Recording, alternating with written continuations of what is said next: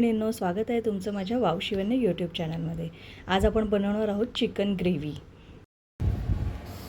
हे बघा, नेहमी सगळ्यात आधी हे असं मी चिकन घेतलेलं आहे एका भांड्यामध्ये काढून। आणि कधीही चिकन धुताना मार्केटमधनं कधीही चिकन आणलं ना की सगळ्यात पहिले त्याला विनेगर लावायचं, म्हणजे जे काही ते चिकनला ब्लड वगैरे जे काही असेल ना तर ते निघून जातं। त्यामुळे सगळ्यात आधी विनेगर लावायचं। 2 ते 3 झाकण बास होतं विनेगरचे। आणि आता याच्यामध्ये मी थोडंसं पाणी घालणार आहे। आता बघा, इथे मी पाणी घातलेलं आहे। आता तुम्हाला यामध्ये बदल दिसू शकेल। चिकन छान स्वच्छ धुवून निघतं। जे आपण हाताने वॉश केलं तरी एवढं स्वच्छ निघत नाही। त्यामुळे विनेगर घातल्यावर चिकन अगदी छान स्वच्छ निघतं। त्याला जे काही हे ब्लडचे क्लॉट वगैरे जे काही असतात ना ते हे सगळं व्यवस्थित निघून येतं। म्हणून चिकन कधीही मार्केटमधनं आणलं की पहिले त्याला विनेगर लावायचं आणि त्यामध्ये पाणी ॲड करून एक 10 मिनिटं तरी असंच ठेवून द्यायचं। चला, तर मग सगळ्यात आधी मी इथे बनवणार आहे चिकनचं आळणी पाणी, जे आपण पिवळं पाणी म्हणतो ना तर ते पाणी। तर त्यासाठी आपल्याला कांदा लागणार आहे। तर मी इथे कांदा छान कापून पाण्यातनं धुवून घेतलेला आहे आणि हे चॉपर आहे माझ्याकडे। तर यामध्ये मी हे कांदा चॉप करून घेणार आहे। कधी कधी जेव्हा घाई असते ना तेव्हा हे असं चॉपर वगैरे असेल तर खूप इझी होतं आणि हे वापरायला सुद्धा खूप सोपं आहे। आणि मीशो किंवा कोणत्याही साईटवर हे अवेलेबल सुद्धा आहे। तुम्हाला जर घ्यायचं असेल तर याची लिंक मी तुम्हाला नक्की देते। डिस्क्रिप्शनमध्ये जाऊन तुम्ही याची लिंक सुद्धा चेक करू शकता। स्वस्तात मस्त आणि झटपट, म्हणजे ऑफिसला जाणाऱ्या महिलांसाठी तर हे अतिशय उपयोगी असं चॉपर आहे। जास्त क्वांटिटीत पावभाजी वगैरे किंवा बिर्याणी, जेव्हा असे मोठे मोठे काही पदार्थ आपल्याकडे असतात ना तेव्हा हे गोष्टी उपयोगी पडतात। बघू शकता तुम्ही कांदा किती बारीक छान झालेला आहे। आता याच पद्धतीने मी टोमॅटो पण चॉप करून घेते। जेव्हा लाईट वगैरे गेलेली असेल ना तर तेव्हा पण याचा छान उपयोग होतो। म्हणजे जेवढा वेळ तुम्ही ही दोरी ओढाल ना तेवढा ते आपलं टोमॅटो कांदा जे काही तुम्ही यामध्ये घालाल ते छान बारीक होऊन येतं। मला पर्सनली हे खूप आवडतं। तर मैत्रिणींनो, बघा इथे आपण विनेगरमध्ये हे चिकन ठेवलं होतं। एक 10 मिनिट झालेले आहेत। किती स्वच्छ पांढरं शुभ्र असं हे चिकन दिसतं आणि जे काही ब्लडचं लाल पाणी आहे ते पूर्णपणे निघून आलेलं आहे। तर आता हे मी 3-4 वेळा छान वॉश करून घेतलेलं आहे। पूर्ण जोपर्यंत त्याचं लाल पाणी जात नाही तोपर्यंत आपल्याला चिकन हे वॉश करायचं आहे। तर सूप बनवण्यासाठी आपल्याला लागणार आहे दालचिनीचा तुकडा, आलं लसूण आणि हिरवी मिरचीची पेस्ट, टोमॅटो, कोथिंबीर आणि कांदा। तर सर्वात आधी मी इथे कुकरमध्ये घेणार आहे। कुकरमध्ये तूप घेतला 1 चमचा आणि 1 चमचा मी तेल सुद्धा घेतलेलं आहे। तर सगळ्यात आधी आता बघू शकता तुम्ही, सगळ्यात आधी इथे मी दालचिनीचा तुकडा घातलेला आहे आणि हिंग घातलेला आहे।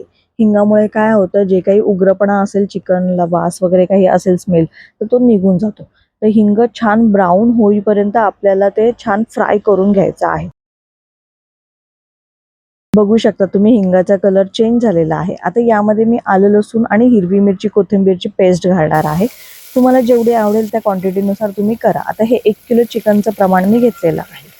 बघू शकता किती छान असं हे फ्राय होत आहे। तेल तुमचं मेन महत्त्वाची गोष्ट काय आहे, तेल छान गरम झालं पाहिजे, म्हणजे तुमची ही जी काही तुम्ही हे फोडणी देता तर ती छान व्यवस्थित बसते। आता यामध्ये कांदा घालणार आहे मी। बारीक किती चिरलेला हा कांदा आहे। तर हा कांदा छान असा या तेलामध्ये, तुपामध्ये आपल्याला गोल्डन ब्राऊन होईपर्यंत फ्राय करून घ्यायचा आहे। आता कांदा लवकर शिजण्यासाठी मी यामध्ये थोडंसं मीठसुद्धा ॲड करणार आहे, जेणेकरून आपला कांदा हा लवकर नरम होईल। त्यामुळे थोडं चवीनुसार मीठ घालायचं आहे।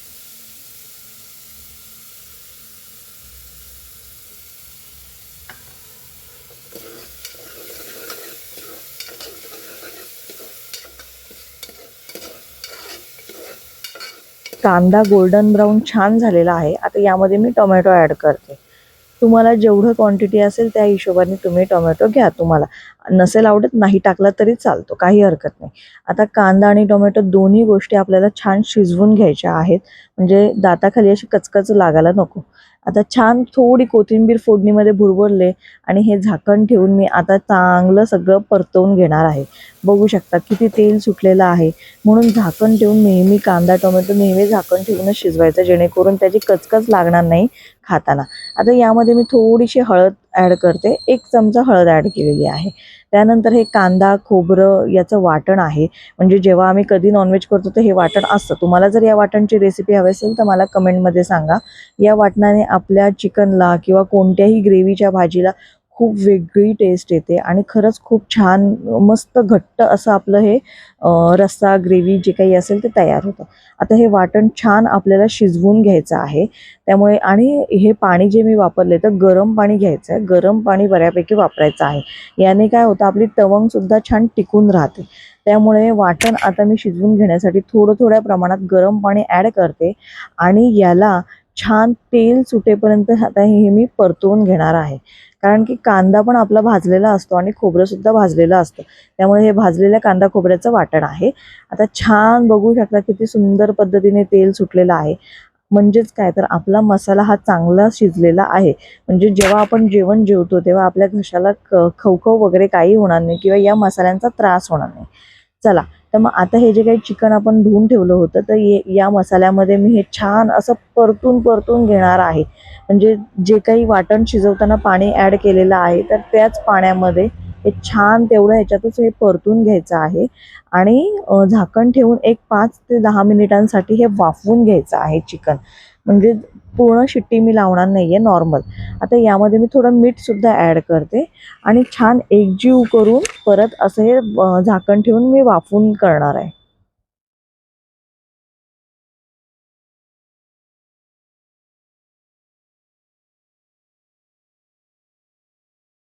आता आपण उघडून बघूया. बघू शकता तुम्ही किती सुंदर पद्धतीने आपल्या चिकनच्या आळणी-पाणीला किती पाणी सुटलेलं आहे. छान असं हे झालेलं आहे. चिकनला एक स्वतःचाच अंगचं पाणी असतं. त्याच्यामुळे पाणी हे कमी घालायचं आहे सुरुवातीला आणि नंतर तुम्हाला आता सूप किती क्वांटिटीमध्ये घ्यायचं आहे, तर त्या क्वांटिटीनुसार तुम्ही पाणी ॲड करू शकता.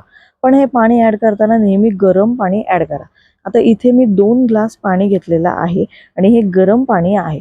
गरम म्हणजे कोमट थोडं आहे. त्यामुळे गरम पाणी नेहमी घाला म्हणजे ती तवंग वगैरे जी काही असते ना आपल्या रस्स्याची ती टिकून राहते. आता मी इथे छान कोथिंबीर घातले, हे मिक्स करून घेतले आणि कुकरच्या मी आता चिकन शिजायला माझ्या कुकरला तरी 3 ते 4 शिट्ट्या लागतात.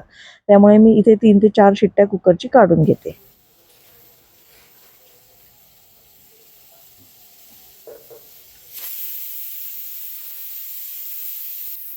इथे आपला आता कुकर गार झालेला आहे, त्यामुळे आपण ओपन करून बघूया.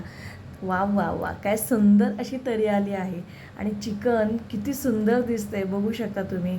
पूर्ण तेल वर उचलून आलेलं आहे. तरी आपण 1च चमचा तेल घातलेला आहे, पोह्याचा चमचा, आणि 1 चमचा तूप घातलेला आहे. इथे आपलं चिकनसुद्धा छान शिजलेलं आहे. बघा तुम्ही, मऊ लुसलुशीत असं हे चिकन झालेलं आहे. चला, हे आळणी पाणी तर आपलं तयार झालं. आता आपण चिकन रस्सा करूया. त्यासाठी मी इथे एक लोखंडी कढई घेतलेली आहे. लोखंडी कढईमध्ये अगदी सुंदर असा हा चिकनचा रस्सा तयार होतो. त्यामध्ये मी आता तेल घालते आहे. तेल छान गरम झाल्यानंतर मगाशी जो कापलेला कांदा होता बारीक, तर त्यातलाच मी थोडासा कांदा बाजूला ठेवला होता आणि तो मी आता या तेलामध्ये परतून घेते आहे. अगदी छान गोल्डन ब्राऊन होईपर्यंत हा कांदा आपल्याला परतून घ्यायचा आहे. टोमॅटोसुद्धा त्यातलंच थोडंसं काढून ठेवलं होतं, त्यामुळे तोसुद्धा थोडा ॲड करते आणि हे दोन्ही छान असं शिजवून घेते आहे. आपल्याला परतून घ्यायचे आहे. कांदा आणि टोमॅटो कच्चा राहता कामा नये, त्यासाठी मी इथे झाकण ठेवलं आहे. बघू शकता, झाकण ठेवून झाल्यानंतर कांदा टोमॅटो किती पटकन आपलं मऊ होऊन जातो आणि एकजीव होतो, असं वेगवेगळं रश्श्यामध्ये लागत नाही. चला, मगाशी मी हळद घातली होती, त्यामुळे इथे अगदी किंचित हळद मी ॲड करते आहे. त्यानंतर ठेवणीतला लाल तिखट मसाला मी 2 चमचे ॲड करते. तुमच्याकडे जो कोणताही लाल तिखट असेल ते तुम्ही ॲड करू शकता. त्यानंतर मी इथे काळा मसाला आहे, म्हणजे मी नाशिकमधून आहे, त्यामुळे काळा मसाला आमच्या प्रत्येक जेवणामध्ये असतो. त्यामुळे मी इथे 1 चमचा काळा मसालासुद्धा ॲड केलेला आहे. आता हे सगळे मसाले छान परतून घ्यायचे आहेत, म्हणजे यांनी घशाला त्रास होणार नाही. त्यामुळे हे सगळे मसाले व्यवस्थित शिजवून घ्यायचे आहेत. याला तेल सुटेपर्यंत आपल्याला छान शिजवायचे. त्यामुळे मी इथे झाकण ठेवलं होतं. बघू शकता तुम्ही किती सुंदर पद्धतीने मसाले सगळे एकजीव झालेले आहेत. आता हे करपू नये यासाठी जे आपण आळणी पाणी काढलं होतं ना, तर त्या पाण्यामध्ये आपल्याला हे शिजवायचे आहे. याच्या व्यतिरिक्त आपल्याला यामध्ये कोणतंही पाणी ॲड करायचं नाही. म्हणून तुम्हाला आळणी पाणी धरताना किती पाणी धरायचं ते तुम्ही आधीच घेऊ शकता. म्हणजे पूर्ण आपल्या त्या रस्स्याला हा चिकनचा आर्क उतरलेला असतो, त्यामुळे खूप छान फ्लेवर फ्लेवर येतो आणि खायला खूप खमंग वाटतं. बघू शकता तुम्ही, इतकं सुंदर आता सुगंध सुटलेला आहे ना पूर्ण घरामध्ये. मी तुम्हाला ते व्हिडिओतून नाही सांगू शकत. त्यामुळे तुम्ही ही रेसिपी नक्की करून बघा. त्यानंतर मी हे कांदा खोबऱ्याचं वाटण आहे, भाजलेलं कांदा खोबऱ्याचं, आणि हे मी चिकनला किंवा कोणत्याही कडधान्याच्या रेसिपीला मी हे लावते. त्यामुळे हे मी 8-8 दिवसाचं करून ठेवते. तुम्हाला याची रेसिपी हवी असेल तर मला कमेंटमध्ये सांगा, मी नक्की शेअर करेन तुमच्यासोबत. आता हा मसाला पूर्णपणे आपल्याला शिजवून घ्यायचा आहे.